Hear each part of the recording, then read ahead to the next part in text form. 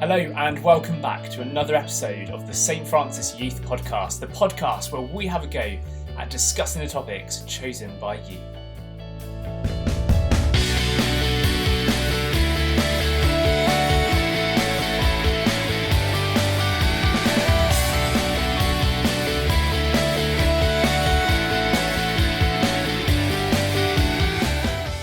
Welcome back to yet another episode of the St. Francis Youth Podcast. We're still going strong. We had a great conversation today with Lauren Emily, who is a friend who grew up in Salisbury. She's now in London doing great things. She's a dancer, and we got to pick her brains a little bit about her creative journey and her brand new vlog that we'd love you to check out. The link will be down here in the description. So enjoy the interview and keep coming back.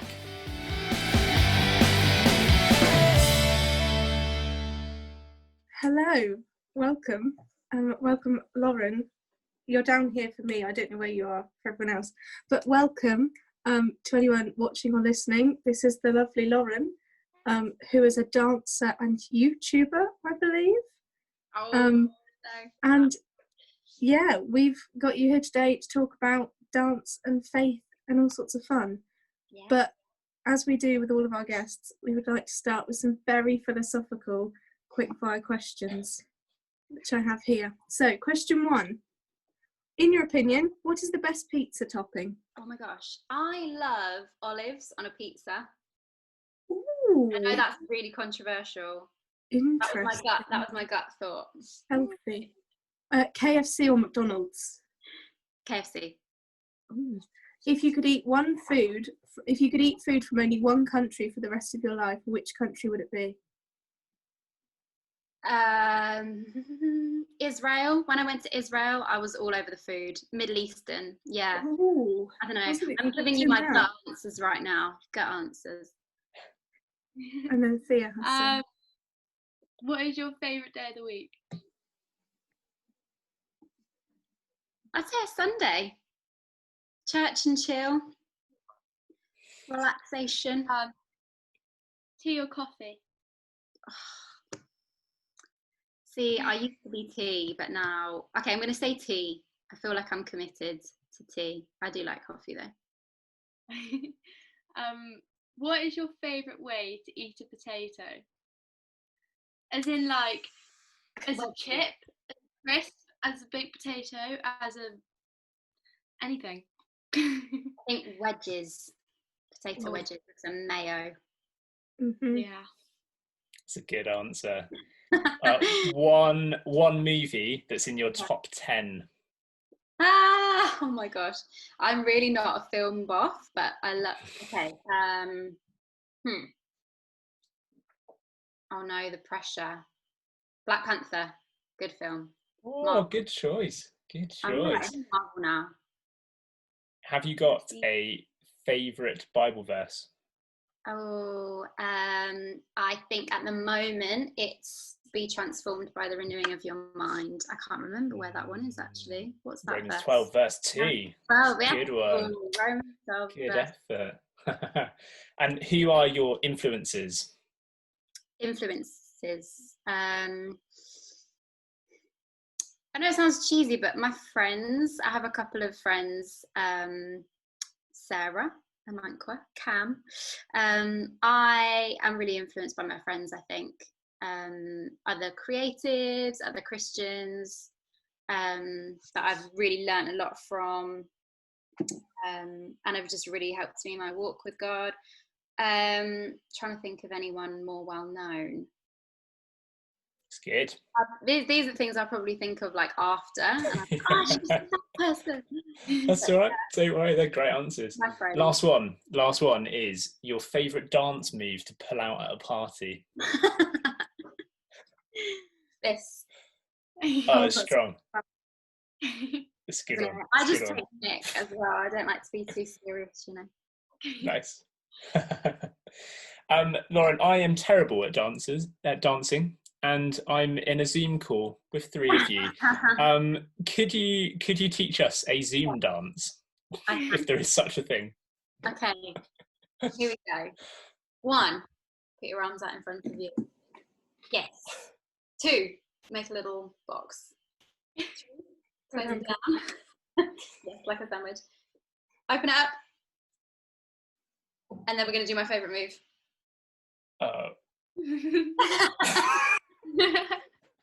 Here we go. How do you not? How do 1, 2, 3, 4, 5, 6, 7, 8. There we go. Yes, Paul.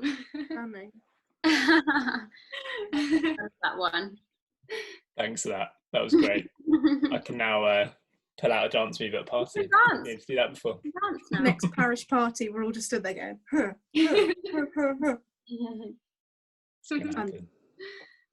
Amazing. Well done, guys. So we're going to ask some more more serious questions now. So one question we've been asking all our guests on our podcast is, how did you become a Christian? I became a Christian when I was 11 or 12, I think 11, with Lois and Louise, some of our really good friends. We were at Hanson Dorset Christian Youth Camps. Have you guys heard of it? /Bean, maybe? Don't know. It's a camp down near Swanage. It's quite a small camp, so there was only about 60, maybe 80 campers, I think. And I just remember having a really great week at camp with all my friends. Yeah, so I had a great week with my friends, just learning about Jesus, everything. And then I kind of already been in church anyway. And then it was, for me, our tent leader had all of us girls just like in a little huddle praying for us. And then I think she just asked, or one of the leaders asked, it's a bit of a blur now, but one of them asked, do you want to give your life to Jesus? Led us in a prayer.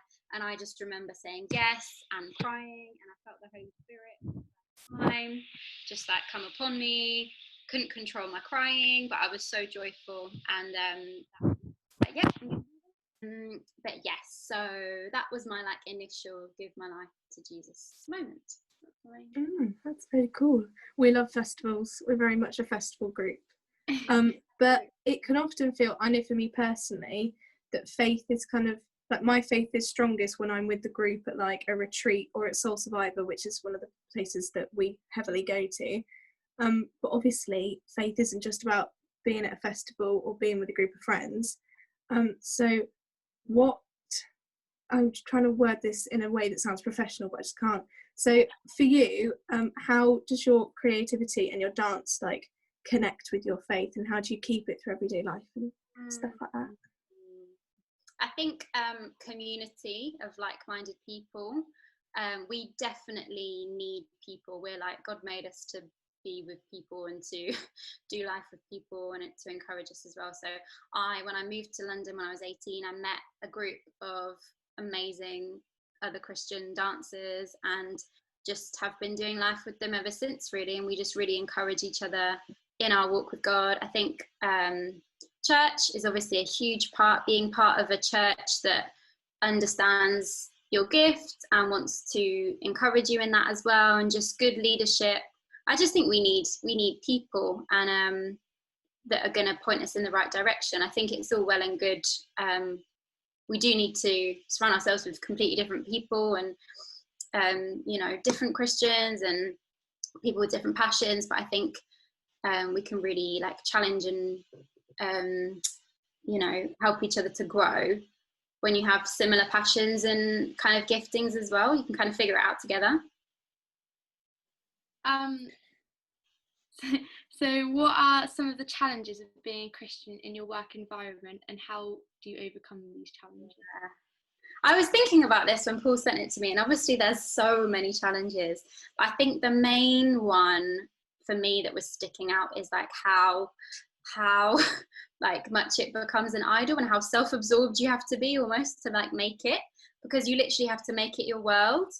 And then obviously as Christians, God needs to come first. Nothing should be our complete world apart from him. We can obviously really strive and work hard, but I think whenever something becomes your sole focus and your complete world, that can be a bit dangerous. So I think that's something that I've found difficult, is kind of swaying into that lane sometimes and then going, whoa, I'm now forgetting about everything else that I know and my faith. So I think there's pros and cons to that. Nice. And obviously there are loads of challenges within faith and within life and within dance. We love an injury.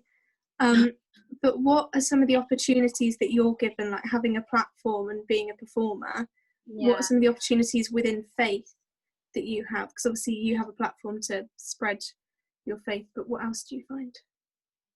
Say that one more time, sorry. What's the question?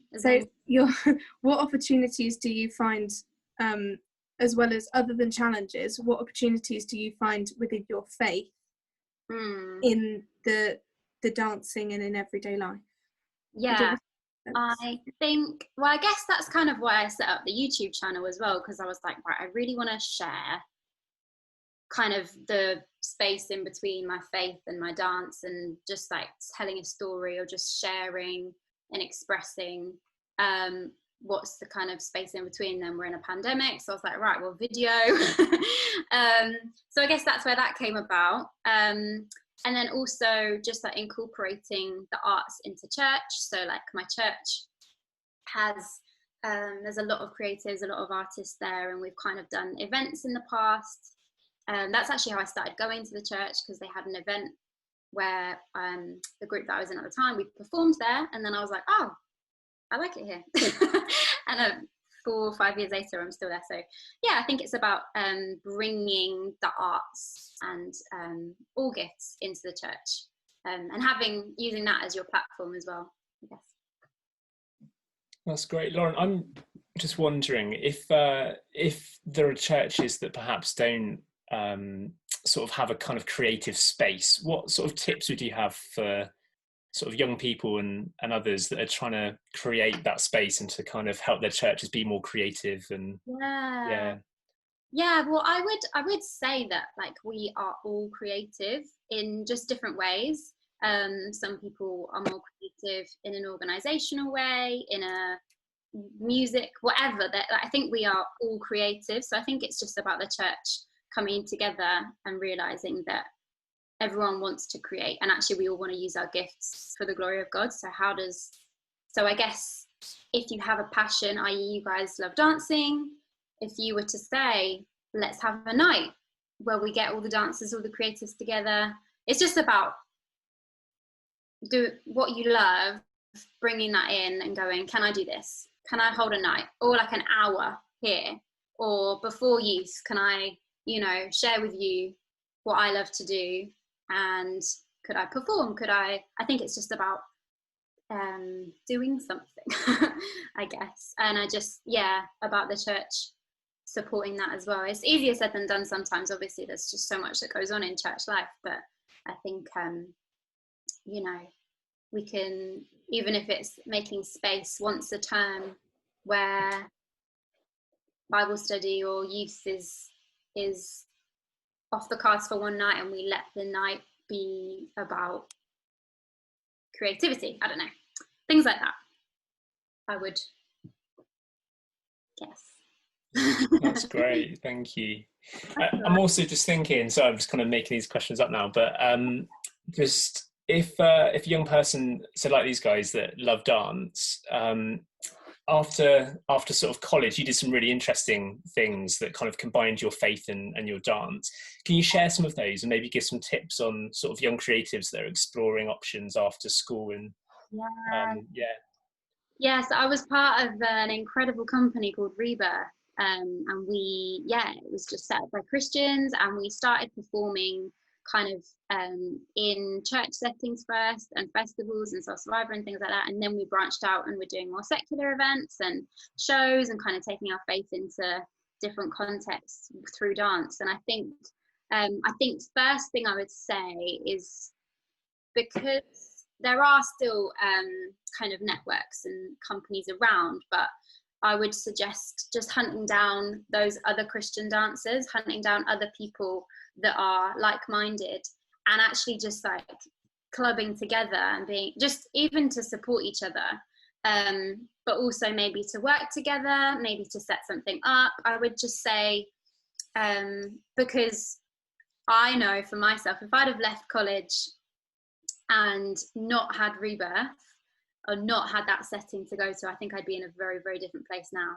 because it really helped form my whole perception of the industry as well. Because I was in a community of dancers that loved God as well, that kept me grounded. Whereas if I was out there on my own, it's possible, but I think I would have drowned in it a little bit. I think we have to be careful if we just launch ourselves into a whole industry that, you know, is amazing, but there isn't always going to be people that are like-minded, so you can kind of get lost in it. So I would just say, you know, definitely go for everything, but also surround yourselves with like-minded people.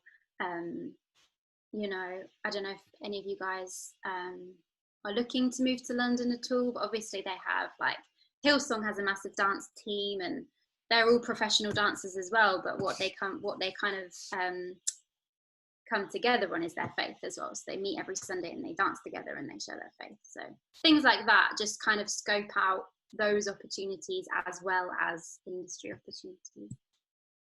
And totally message me or talk to me if you have any questions, and I've got a lot of people I can point you in the direction of. I think I would, just another point as well, me and some like friends that I have, the opportunity that we had to kind of like grow together as creatives, we want to give the same, because I was inspired by other people that were doing that, so we want to inspire the next generation to do that as well, and just to keep going with God.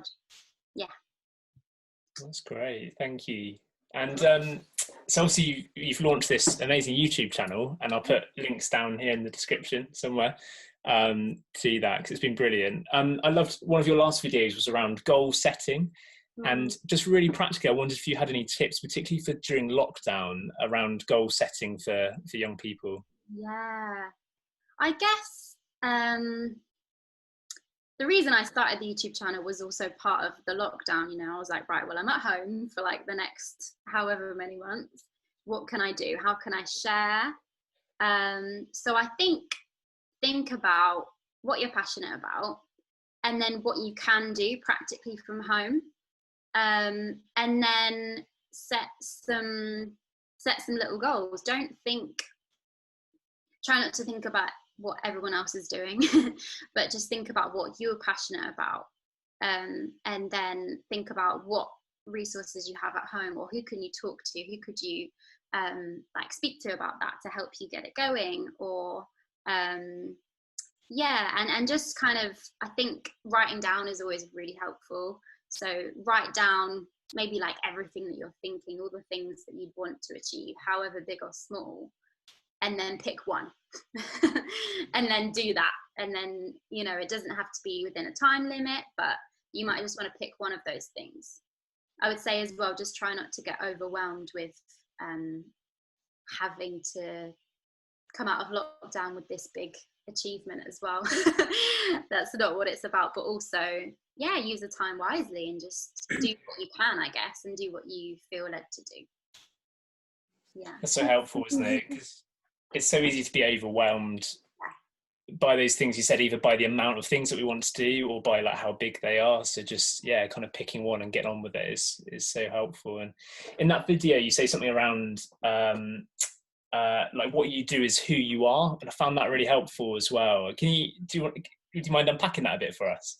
Yes, I kind of remember the podcast that I was listening to. I can send you guys that as well, but he kind of talks about everything that we like put our energy to, all the goals that we set, all the things that we do actually become a part of who we are. So when I think back to even kind of before lockdown happened and some of the stuff that I was involved with or doing or just keeping busy doing, you kind of reassess all that and you go, hold on, that's actually forming me. That's like adding to who I am right now. Do I want that or not, kind of thing. And what things would you be thankful for yourself doing in 5-10 years time? You know, if you look back on Eleanor, Thea, in 5 years time, if you look back at yourself, what would you be proud of doing? I think that's what it is, because we can also, in such an instantaneous world of things happening so quickly, we can want to do the quick things now, the posts on Instagram, the stuff like that, because that's like quick fulfillment. But I think about what you would really be Those are all really good as well, by the way. But think about what you would be really thankful for, and then try and set goals off of the back of that as well. That's really helpful. Okay, for it. Yeah, right. I'm just checking that Paul hasn't got another. Okay. Sorry, I just made up a bunch of questions. I really like what you said.